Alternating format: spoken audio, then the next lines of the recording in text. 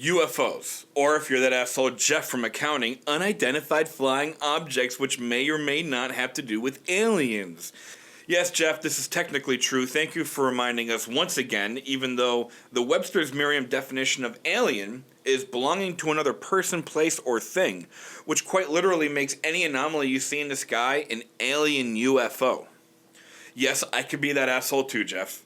In fact, the U.S. Air Force doesn't even use the term UFO anymore because of how twisted the common meaning has become, using terms like unidentified aerial phenomenon, or UAP for short.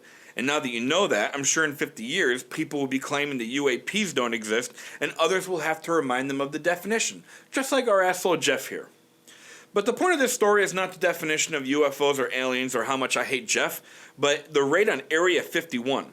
Starting on Facebook and gaining enough steam to spill into other social media giants like Reddit, memes about storming the U.S. Air Force flight test site rose to such popularity that officials have been forced to release this official statement. Don't. We actually translated this to Spanish for our Mexican and South American friends. No lo hagas, which in English means do not do it, or more commonly, don't.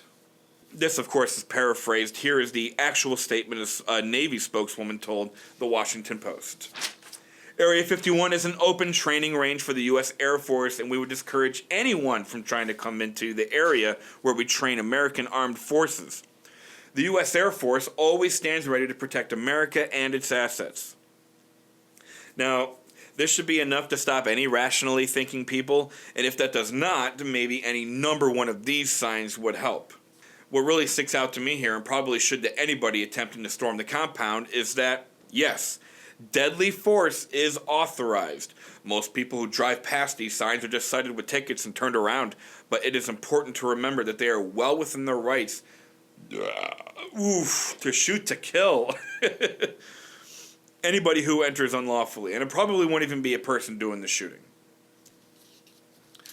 Despite all of this and the original Facebook event being taken down for humanitarian concerns, there are people showing up in Nevada ready to party.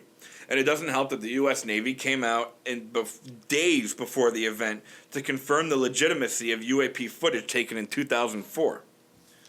CNN spoke with Navy spokesperson Joe Gradishier, who reportedly said the Navy's transparency about unidentified aerial phenomena, or UAP, is largely done to encourage trainees to report incursions they spot in the airfield, which threaten pilots' safety.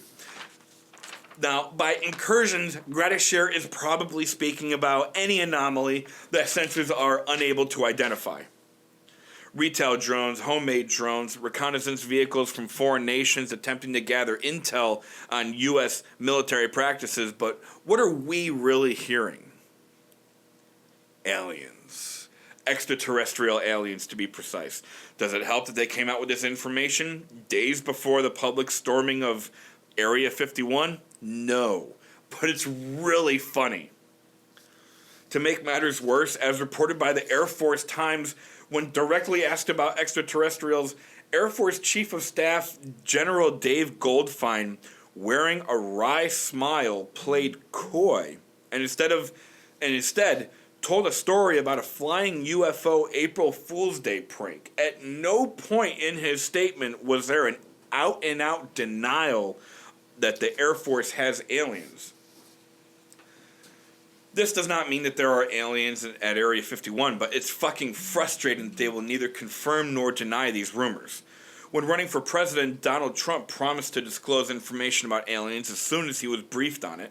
I understand that Trump does not believe in many theories which have actual scientific backing, such as climate change or the fact that vaccines do not cause autism, or that too much spray tan will make you orange, so asking him to believe in aliens with even with the proof in front of him might be a long shot. However, with his history on conspiracy theories, his views on immigration, I would think Trump would be absolutely terrified of aliens, but it seems after being briefed, he is still not buying into it. I've seen and I've read and I've heard, and I did have one very brief meeting on it, but people are saying they're seeing UFOs. Do I believe it? Not particularly. Interestingly enough, Bernie Sanders has pledged to reveal the truth about extraterrestrials if he is elected into office.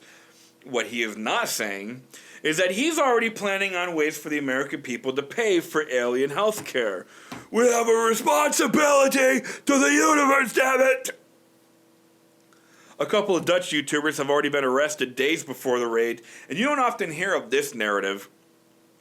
But sadly, this is the closest that Area 51 has probably ever come to having actual aliens at the compound. On top of that, some companies are using the phenomenon in their marketing to very interesting ends. Can they actually stop all of us? Yes!